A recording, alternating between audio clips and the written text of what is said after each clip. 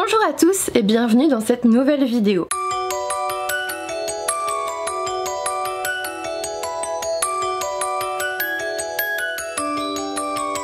Aujourd'hui, il s'agit d'une vidéo un petit peu spéciale. Comme vous le savez déjà si vous me suivez depuis un petit moment, la plupart du temps, au milieu du mois, quand on a passé le book haul, la pile à lire et puis les sorties littéraires encore avant, tout ça en fait ça se cale au milieu et à la fin du mois. Et du coup au milieu du mois, c'est l'occasion de parler d'un peu autre chose, de faire des vidéos qui ressemblent pas à celles de d'habitude. Et cette fois-ci j'ai envie de vous aider à définir vos goûts littéraires. Parce qu'en fait je me suis aperçue que les miens se sont aussi affinés avec le temps, et ils se sont affinés aussi par certains biais, certains moyens, et du coup j'avais très envie de discuter de ça avec vous. Ça vous permet peut-être aussi de voir quel livre vous correspond le plus, ou tout simplement pour les débutants qui ne lisent pas, les débutants on s'entend, hein, on a tous lu quelque chose à un moment donné, mais pour ceux qui ne lisent pas régulièrement et qui souhaiteraient s'y mettre, j'ai envie de vous donner aussi des petits tips pour trouver quelque chose qui va matcher et va vous peut-être, en tout cas, mon but c'est d'essayer de vous donner le goût à la lecture, mais selon vos propres critères. Parce que moi je peux vous conseiller tous les coups de cœur que je veux, vous avez vos propres goûts, vous avez votre propre ressenti et vos propres émotions, et peut-être qu'un livre que moi j'ai adoré, vous allez le détester. Ça arrive, moi je suis parfois certains booktubeurs ou blogueurs ou bookstagrammeurs, ils adorent un livre, bah moi je sais que je vais pas l'aimer. C'est comme ça, on a tous notre propre ressenti et c'est super intéressant justement cette richesse là. Mais du coup ça sert à rien que je vous propose mes coups de cœur. Peut-être que pour certains vous parlez de livres que j'ai détestés, ça vous permet d'avoir vos propres coups de cœur, j'en sais rien.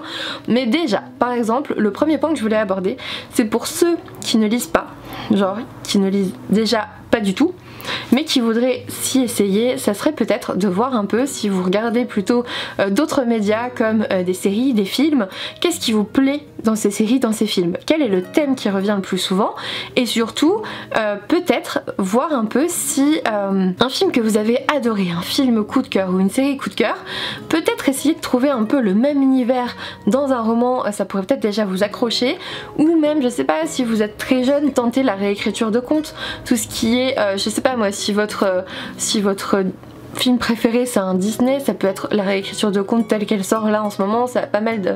Franchement ça a pas mal la hype, tout le monde les lit, moi je vous avoue qu'en ce moment je les lis pas, mais voilà, j'ai vu que ça marchait pas mal, et ça peut être aussi lire l'adaptation en livre de votre film préféré, vous allez peut-être découvrir des nuances qui n'ont pas été retranscrites dans le film, donc ça va peut-être vous intéresser, vous happer, etc. Par exemple, je sais pas moi, vous avez adoré le film La forme de l'eau, il y a eu la version roman chez Brajlon je crois, qui est sortie et que j'ai toujours pas lu, mais bref, ça peut être par exemple un moyen de vous mettre à la lecture, c'est de voir un peu quel autre média vous aimez, et parmi ça, quelles histoires vous avez appréciées. Si vous êtes très esprit criminel, policier, machin, peut-être commencer par un thriller déjà. Peut-être rien que ça. Si vous êtes fan du Seigneur des Anneaux, d'Harry Potter, machin, peut-être que lire des romans avec un peu le même schéma, avec de la fantasy adulte ou jeunesse, etc., ça peut vous intéresser. Voilà, déjà ça c'était mon premier tips pour essayer d'attirer quelqu'un vers la lecture et vers un livre qui va peut-être matcher dès le départ. Parce que bon, c'est bien de s'essayer à la lecture, mais si en plus le premier livre que vous découvrez depuis 3 ans vous plaît pas, c'est mal barré quoi. Ensuite, pour ceux qui ont un peu plus l'habitude de lire, ce que je conseillerais et ce que je fais moi personnellement, c'est vous demander ce qui vous a tant plu dans votre dernier coup de cœur. Parce que je pense que les coups de cœur ça dépasse les genres. Clairement, parce qu'on voit beaucoup sur Instagram, sur YouTube, etc. certaines personnes lire toujours le même genre. Il y en a qui ne lisent que de la romance, il y en a qui ne lisent que de la fantasy, il y en a qui ne lisent que du young adulte avec du fantastique, enfin voilà. Souvent on reste toujours dans la même chose, et du coup ils oscillent entre coup de cœur, déception, pas de top, déception, ouais peut-être, puis coup de cœur. Et en fait, pourtant c'est le même genre. Pourtant ça rentre dans le même genre. Donc finalement ça montre bien que votre coup de cœur ne tient pas qu'à ça. Il ne tient pas qu'au genre de littérature que vous allez lire. Donc je vous demande de regarder un petit peu plus profondément. Qu'est-ce que vous avez apprécié dans votre dernier coup de cœur? Qu'est-ce que vous avez apprécié dans l'histoire?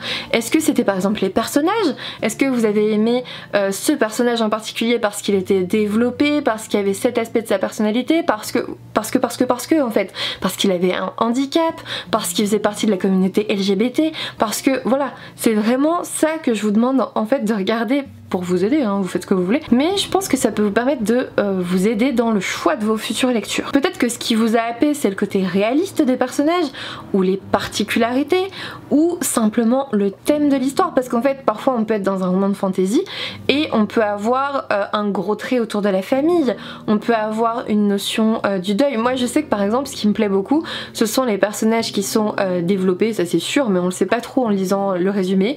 Les thématiques de deuil me touchent tout particulièrement, les thématiques de grand-mère avec la vieillesse, avec cette fin de vie qui se profile, ça m'attire toujours, même si c'est pas très joyeux.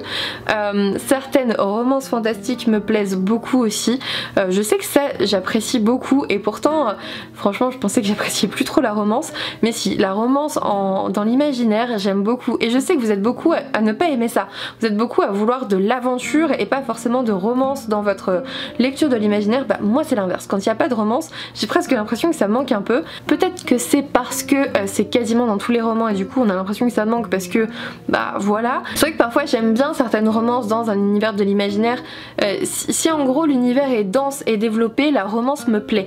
Si la romance surpasse absolument tout et que les choses ne sont pas développées à côté, ça ne me plaît pas. Donc voilà, c'est aussi très particulier, mais je pense que c'est en apprenant à comprendre profondément dans l'histoire ce qui vous a plu, que ça soit au niveau des personnages, de l'univers, de je sais pas moi, de la densité, de l'histoire, du thème principal, du thème secondaire. Parfois on a juste un personnage handicapé et pour vous il a fait tout le roman. Il y a plein de choses comme ça qui sont dans l'histoire sans que ça soit dans le résumé. Vous voyez, c'est pas toujours facile, mais du coup vous pouvez apprendre à reconnaître un petit peu ce que vous appréciez dans ces histoires. Parfois il y en a qui vont préférer un univers très dense, comme par exemple Le Seigneur des Anneaux. Je suis désolée mais au niveau des descriptions c'est très important.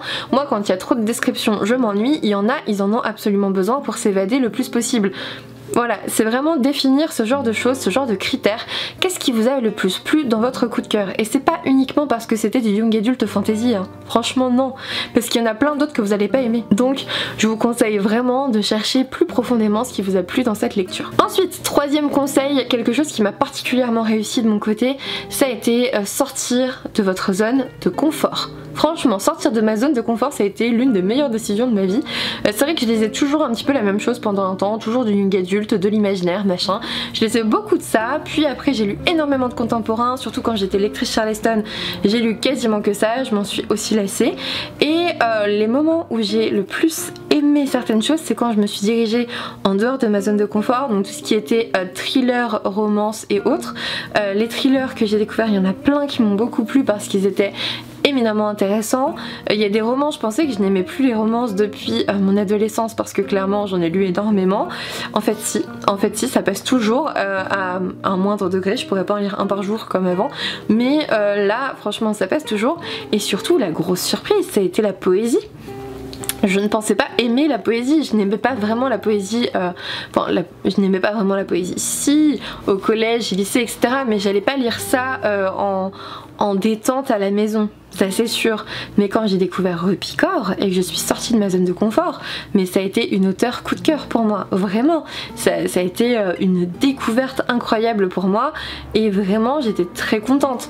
Pareil, lorsque j'ai décidé d'arrêter un peu les jeunesses, c'est parce que je m'apercevais que finalement, pour moi, les personnages n'étaient pas assez développés, c'est normal, c'est destiné à de la jeunesse, mais du coup, je n'avais pas ce que je retrouvais dans mes coups de cœur. Dans la plupart de mes coups de cœur, les personnages sont globalement développés et on s'y attache.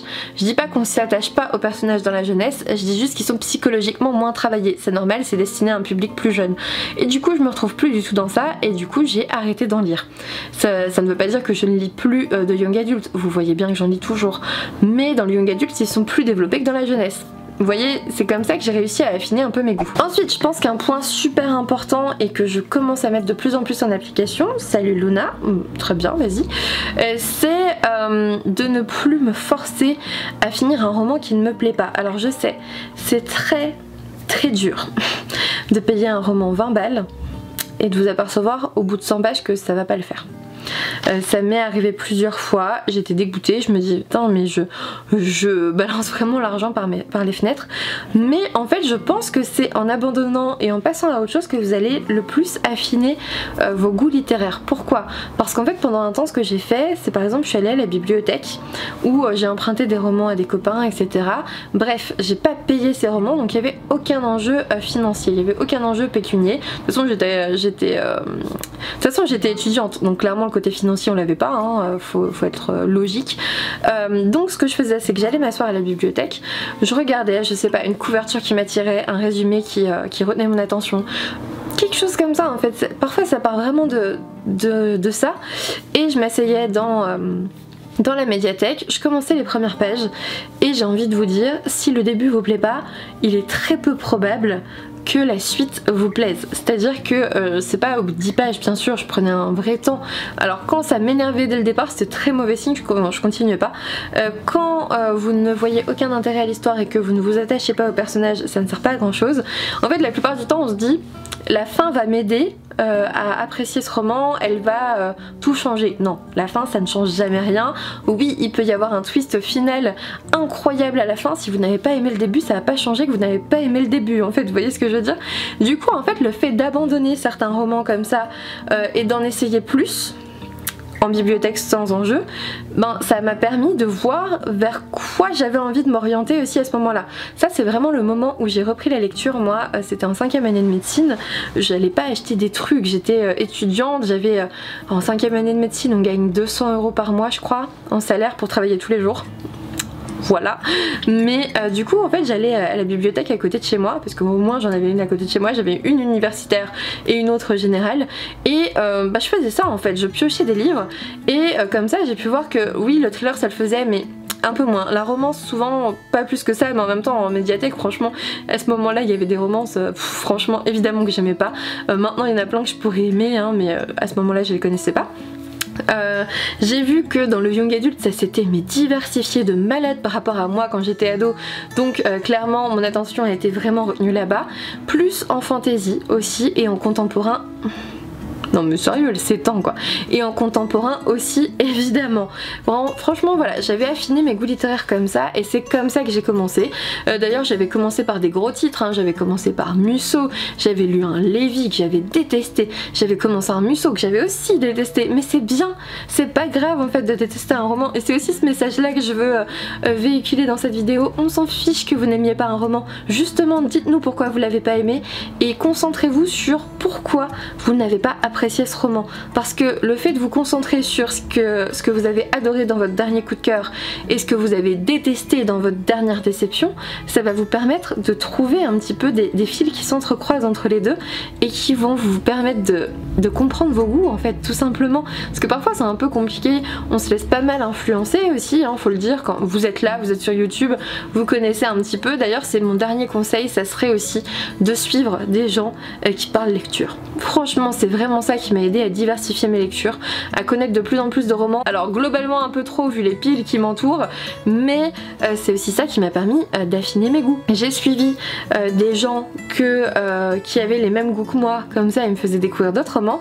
J'ai suivi des gens qui avaient des goûts radicalement opposés aux miens, mais comme ça je lisais les livres qu'ils n'avaient pas aimés, et je pense que c'est super important de faire ce tri là dans les réseaux en fait, que ça soit sur Instagram, sur YouTube, ailleurs, peu importe. Le fait de suivre quelqu'un, ça va vous entraîner dans une certaine dynamique et vous faire découvrir des romans qui seront peut-être à même de vous plaire. Après, chacun suit qui il veut. Si vous avez envie de suivre n'importe qui, je m'en fous, mais je vous invite vraiment à aller voir aussi sur certaines chaînes qui sont petites. Je suis des personnes qui ont 300 abonnés par exemple, qui ont commencé il y a pas si longtemps que ça, qui se développent pas si vite que ça non plus, parce que voilà. Et en fait je me retrouve face à des personnes mais d'une intelligence folle, avec une réflexion super intéressante, avec des lectures très diversifiées, et je suis la première à me dire mais pourquoi ils sont qu'à 300 en fait, enfin, allez tous le découvrir, voilà. C'est aussi à ça que servent les booktubeurs faites quelque chose. D'ailleurs je vais faire aussi la session des booktubeurs faites le printemps, et cette fois-ci ça sera avec des plus petits comptes, je pense, que je vais solliciter. Je vais essayer de mettre ça en place, mais vraiment il y en a qui sont extrêmement qualitatifs. Je vous invite vraiment à sortir des sentiers battus et j'espère que vous en découvrirez lors de ma session de printemps, voilà. Mais ce que je voulais dire, c'est plus vous suivez des personnes sur YouTube, sur Instagram, etc., qui ont des goûts soit similaires, soit totalement opposés, soit qui rentrent parfois dans vos goûts, plus vous allez pouvoir découvrir de coups de cœur et affiner vos propres goûts à vous, en fait. C'est ce que je voulais dire, moi c'est ce qui m'est arrivé en fait. Après, ça peut pas arriver à chaque fois, vous pouvez pas tous être d'accord avec moi à chaque fois, ça c'est sûr, mais il y a moins de chances de se planter quand vous avez quelqu'un aussi qui explique concrètement ce qu'il a aimé et ce qu'il a pas aimé. Il y a ça aussi, vous pourrez faire la part des choses tout seul comme un grand. Donc voilà, il y a des comptes vraiment très qualitatifs que même moi je les écoute dans ma voiture en podcast et franchement ça suffit, il n'y a pas de souci. À force, je sais, je regarde toujours les mêmes de toute façon, toujours les mêmes, et puis j'essaye de découvrir des petits comptes de temps en temps et je suis toujours surprise par la qualité de certains, vraiment admirative même. D'ailleurs pour commencer, si vous venez juste d'arriver là ici sur cette vidéo, franchement pour moi ce que j'avais fait au début pour suivre des gens qui me correspondaient, j'avais regardé par exemple, je sais pas moi, mon dernier coup de cœur. Et j'avais tapé mon dernier coup de cœur à vie ou un truc comme ça, enfin vous voyez j'étais pas très développée à ce moment là sur le truc, j'avais pas grand chose de plus, ou chronique ou je sais pas, enfin voilà. Et si vous trouvez des gens qui ont aimé vos derniers coups de cœur, ben vous serez plus enclin à aimer leur prochain coup de cœur, vous voyez ce que je veux dire. Et du coup je vous incite, moi j'avais choisi, enfin j'avais cherché par genre et par coup de cœur, et c'est comme ça que j'ai trouvé des personnes qui me correspondent et qui vont me présenter des livres qui sont vraiment susceptibles de me plaire. Donc voilà, c'est comme ça que j'étais tombée sur les comptes des copines et du coup j'y suis toujours. En fait ça vous montre bien à quel point ça m'a été utile, parce que même les personnes que j'ai rencontrées du coup ben, je m'entends forcément super bien avec elles et on partage beaucoup de choses. Donc voilà, c'est globalement la fin de cette vidéo, parce que j'ai fait quand même un gros laïus. Je pensais durer la moitié du temps, je me suis dit ah mais ce book talk il va pas durer longtemps, t'auras rien à dire, surtout que j'ai pas de visuel, j'ai rien à vous montrer, enfin un peu plus dur, j'ai pas de livre à vous présenter en particulier. C'était vraiment vous donner des petits tips, des petites choses pour vous aider à affiner vos goûts littéraires. Quel livre vous correspond le plus? Et bah, j'espère, écoutez, vous avoir un peu aidé. J'espère que... alors on peut pas tous avoir des coups de cœur à l'appel, hein, c'est pas possible. Il faut passer par des petites déceptions pour encore plus apprécier le prochain. Mais j'espère vous avoir aidé à réfléchir un petit peu autour de vos goûts littéraires et du coup à limiter la casse, on va dire ça comme ça. Comme d'habitude, n'hésitez pas à me dire en commentaire si vous avez d'autres conseils à donner à tout le monde, ça serait super chouette qu'on puisse tout partager ensemble. N'hésitez pas à me dire si cette vidéo vous a plu en commentaire, à la partager bien sûr, parce qu'on est toujours obligé de mendier, c'est un peu comme ça le jeu YouTube maintenant ma bonne dame, mais voilà c'est comme ça que ça marche. N'hésitez pas à me dire en tout cas si ça vous a plu, parce que c'est le genre de vidéo discussion que j'aime beaucoup faire, mais je sais pas si ça vous plaît vraiment à vous, donc n'hésitez pas à me dire en commentaire ce que vous en pensez, à me dire si vous avez d'autres conseils aussi, parce que c'est ça qui est super important, c'est de pouvoir s'enrichir les uns les autres. J'espère que vous aurez plus de coups de cœur que de déception cette année, hein, je vous souhaite de tout cœur. N'hésitez pas à me laisser un petit pouce bleu, à vous abonner si ça n'est toujours pas fait, et puis moi je vous dis à bientôt pour une nouvelle vidéo.